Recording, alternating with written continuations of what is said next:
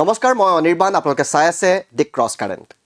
মুখ্যমন্ত্ৰী হিমন্ত বিশ্ব শৰ্মাৰ আমোলত অসমত আচলতে বিকাশ ক'ত হিমন্ত বিশ্ব শৰ্মাৰ দিনৰ বিকশিত স্বাস্থ্যখণ্ড, চিকিৎসা মহাবিদ্যালয়ৰ অট্টালিকা নিৰ্মাণেই উন্নয়ন নেকি? হিমন্ত বিশ্ব শৰ্মাৰ আমোলত আদৰ্শ চিকিৎসালয়ে কি আদৰ্শ দেখুৱাইছে?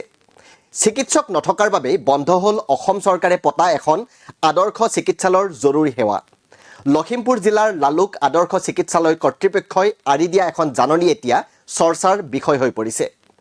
যোৱা 17 মাৰ্চত কৰ্তৃপক্ষই এই জাননীখন জাৰি কৰিছিল, য'ত উল্লেখ আছে পৰ্যাপ্ত চিকিৎসক নথকাৰ বাবে অনিৰ্দিষ্ট কাললৈ চিকিৎসালয়খনৰ জৰুৰী সেৱা বন্ধ থাকিব।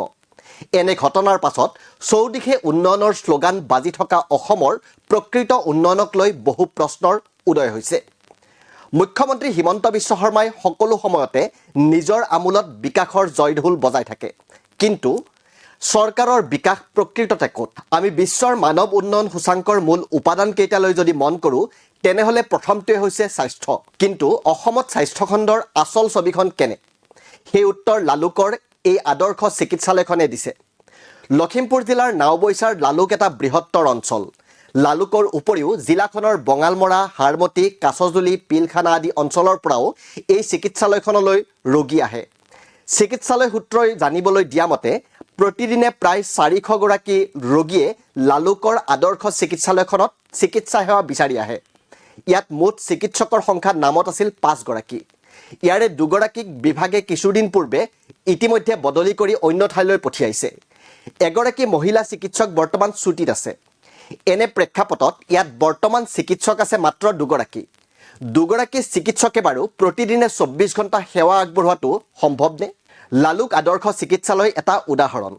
এনে উদাহৰণ আৰু হয়তো বহু ওলাব। চিকিৎসালয়খনলৈ প্ৰতিদিনে প্ৰায় 400 গৰাকী ৰোগী আহে। 400 ৰোগীৰ বিপৰীতে 5জন চিকিৎসক আছিল। এতিয়া 2জনহে চিকিৎসক কৰ্তব্যত আছে, অৰ্থাৎ মুঠ শক্তিৰ আধাতকৈও কম। গতিকে এয়া স্বাভাৱিক যে চিকিৎসালয়খনলৈ অহা আধা ৰোগীয়ে চিকিৎসা সেৱাৰ পৰা বঞ্চিত হৈ আছে।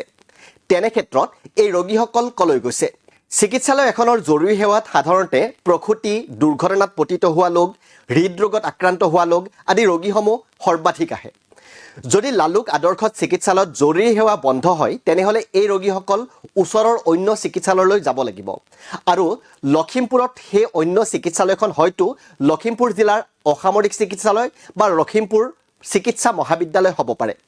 তাৰ ফলত এফালে লালুক অঞ্চলৰ ৰোগীসকল সমস্যাত পৰিব আৰু সমান্তৰালভাৱে তেওঁলোক যাবলগীয়া হোৱা আন চিকিৎসালয়সমূহত ৰোগীৰ সংখ্যা বৃদ্ধি হ'ব। ইয়াৰ লগত সামঞ্জস্য ৰাখি আৰু এটা উদাহৰণ দিব বিচাৰিছোঁ। বৰ্তমান সময়ত গুৱাহাটী চিকিৎসা মহাবিদ্যালয়, অসম চিকিৎসা মহাবিদ্যালয় আদিত ৰোগীৰ যথেষ্ট সংখ্যা দেখিবলৈ পোৱা যায়। যিকোনো ৰোগীয়ে চিকিৎসাৰ বাবে গৈ ডক্তৰৰ ওচৰ পাবলৈ ঘণ্টাৰ পাছত ঘণ্টা অপেক্ষা কৰিবলগীয়া হয়। অথচ একেখিনি সময়তে সমগ্ৰ অসমত 25খন জিলা অসামৰিক চিকিৎসালয় আছে, 14খন মহকুমা বা উপজিলা চিকিৎসালয় আছে, সমূহীয়া স্বাস্থ্যকেন্দ্ৰ আৰু আদৰ্শ চিকিৎসালয় আছে 151খন। তাৰ উপৰিও সমগ্ৰ ৰাজ্যত 1000ৰ অধিক প্ৰাথমিক স্বাস্থ্যকেন্দ্ৰ আছে। কিন্তু এইসমূহ থাকিলে কি হ'ব যদি তাত পৰ্যাপ্ত চিকিৎসক নাথাকে? গতিকে লালুকৰ দৰে ৰাজ্যৰ আন ঠাইৰ পৰাও চিকিৎসা সেৱা বিচাৰি গুৱাহাটী, ডিব্ৰুগড়, তেজপুৰ, বৰপেটা, শিলচৰ আদি মেডিকেল কলেজসমূহলৈ ৰোগী যাবলগীয়া হয়, যাৰ ফলত ৰাজ্যৰ এই চিকিৎসা মহাবিদ্যালয়সমূহত ৰোগীৰ ভিৰ যথেষ্ট দেখা যায়। কেৱল মেডিকেল কলেজ স্থাপনেই স্বাস্থ্যখণ্ডৰ উন্নয়ন নেকি? অসমত বৰ্তমান 13খন মেডিকেল কলেজ আছে, কিন্তু জনসাধাৰণে তাৰ পাছতো পৰ্যাপ্ত সুবিধাখিনি পাইছেনে? আজিৰ তাৰিখত অসমৰ 13খন মেডিকেল কলেজত মুঠ 817টা বিভিন্ন পৰ্যায়ৰ চিকিৎসকৰ পদ খালী হৈ আছে। ইয়াৰে 97টা অধ্যাপকৰ পদ, 189টা সহযোগী অধ্যাপকৰ পদ, 289টা সহকাৰী অধ্যাপকৰ পদ আৰু 313টা পঞ্জীয়ক তথা ডেমনষ্ট্ৰেটৰৰ পদ বৰ্তমান খালী হৈ আছে। পুনৰ আহিছোঁ লালুকৰ আদৰ্শ চিকিৎসালয়খনৰ প্ৰসংগলৈ। অসমৰ স্বাস্থ্যখণ্ডৰ এখন আদৰ্শ চিকিৎসালয়, কিন্তু তাত চিকিৎসকৰ অভাৱ। এয়াই অসমৰ স্বাস্থ্যখণ্ডৰ আদৰ্শ। লালুকৰ এই চিকিৎসালয়খনে আচলতে অসমৰ গ্ৰামাঞ্চলৰ স্বাস্থ্যখণ্ডৰ আচল স্বৰূপটো পোহৰলৈ আনিছে। অসমত চৰকাৰখনে ইখনৰ পাছত সিখন মেডিকেল কলেজ স্থাপন কৰি আছে, কিন্তু মেডিকেল কলেজৰ বিল্ডিংসমূহেই কেৱল স্বাস্থ্যখণ্ডৰ উন্নয়ন নহয়। অসমৰ বিভিন্ন জিলা, বিভিন্ন সমজিলা বা গ্ৰাম্যাঞ্চলত স্বাস্থ্যখণ্ড কেনে অৱস্থাত আছে তাৰ এটা উদাহৰণ লখিমপুৰ জিলাৰ লালুক। বিশ্বৰ মানৱ উন্নয়ন সূচাংকৰ মূল উপাদানকেইটাৰ প্ৰথমটোৱে হৈছে স্বাস্থ্য, আৰু অসমত হতাঢোল কোবোৱাৰ বাদে স্বাস্থ্য খণ্ডৰ উন্নয়ন প্ৰকৃততে ক'ত, লালুকৰ আদৰ্শ চিকিৎসালয়খনৰ এই জাননীখনে উদঙাই দিছে।